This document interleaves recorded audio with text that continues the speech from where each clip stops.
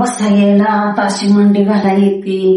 चांगलं असं उठायचं म्हणलं तरी पडदेशी उठाय पण येते. चांगली झाली आता मी 6 वर्षाची दुकान करीन. पाक किती बी फिरली किती नाही ते केलं पण तिथं आली चांगलीच झाली ठणठणीत. माझ्या गुडघ्याचा त्रास मला लय 6 वर्षापासून होता. उठा येत नव्हतं, बसा येत नव्हतं, चाला येत नव्हतं. धरून बसल्याशिवाय आणि भिंतीला धरल्याशिवाय तर चालायच मला येत नव्हतं.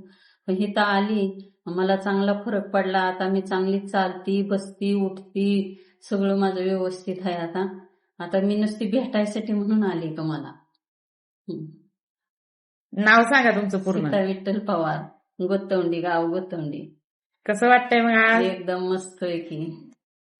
इथं आली ते गुडघं बघितलं मॅडमने, ते हे केलं. मग कपिंग केल्या माझ्या गुडघ्याच्या, परत मणक्याचं केलं आणि रक्त हे काढल्यामुळं चांगलं व्यवस्थित मला चांगलं हे झालंय. असं तर ते मी मुंबईला पाक चालली गेली होती, पुण्याला नेतं मला. कुठं नाही तिकडं फिरावलं होतं, लय फिरावलं. पण ती त्रास काय माझा कसला कमीच होत नव्हता.